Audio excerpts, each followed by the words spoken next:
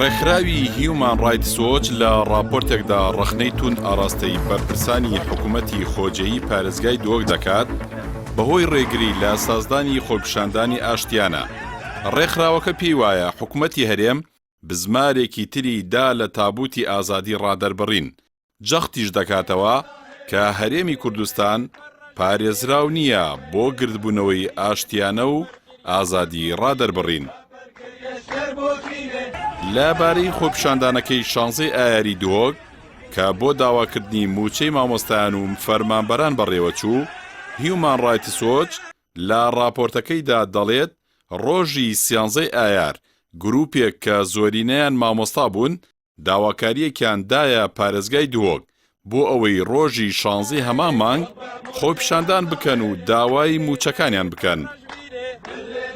سەبارەت بە پێویستی مۆڵەت وەرگرتن بۆ خۆپیشاندان و گردبوونەوە، ڕایتس وۆچ دەڵێت مەرجی داواکردنی مۆڵەت بۆ سازدانی خۆپیشاندان پێچەوانەی یاسای نێودەوڵەتی و مافی خۆپیشاندانە. ئەوەش وەک ئاماژەیەک بەوەی کە ڕۆژی 15 ئایار پارێزگاری دۆک بەیاننامەیەکی بڵاو کردەوە و دەڵێت هیچ مۆڵەتێک نییە بۆ سازدانی خۆپیشاندان. هەڕەشەی لێپێچینەوەی یاساییشی کرد ئەگەر خۆپیشاندان بکرێت. بە پێی راپۆرتەکەی ئەو ڕێکخراوە نێودەوڵەتیە، پارێزگار وەڵامی داوای فەرمیەکەی بۆ سازدانی خۆپیشاندان نەدایەوە و هیچ کۆتوبەندێکیش بەهۆی کۆرۆناوە لە ئارادا نەبوو کە بکرێت بە هۆکاری ئەوەی ڕەزامەندی لەسەر داواکاریەکە نەدەن.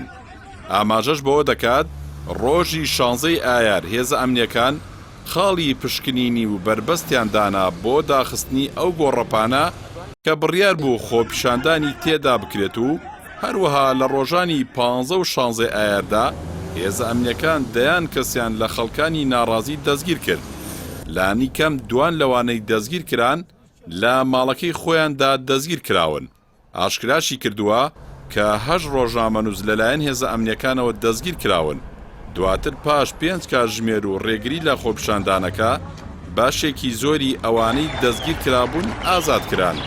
باز لەوەش دەکات کە دیندار زێباری بەهانەی دەستگیرکردنی ئەو خەڵکانەی بەوە هێنایەوە کە پێشێلی ڕێوشوێنەکانی خۆپارێزیان لە ڤایرۆسی کۆرۆنا کردووە. لە کاتێکدایە دەسەڵاتدارانی خۆجێی تا ڕادەیەک هەموو کۆتوبەندەکانی هاتوچۆیان هەڵگرتە بوو. ڕێکخراوی هیومان ڕایتس وۆچ لێدوانەکانی زێباری و پارێزگای دۆک کە وتیان چەند لایەنێکی سیاسی لە پشت خۆپیشاندانەکەەوە بوون بە مەترسیدا دەنێت و دەڵێت ئەگەر ئەم تۆمەتە ڕاستیش بێت چی کێشەیەکی تێدایە و لەکەیەوە بە نایەسایی دانراوە خۆپیشاندەران ئارەزووی سیاسیان هەبێت.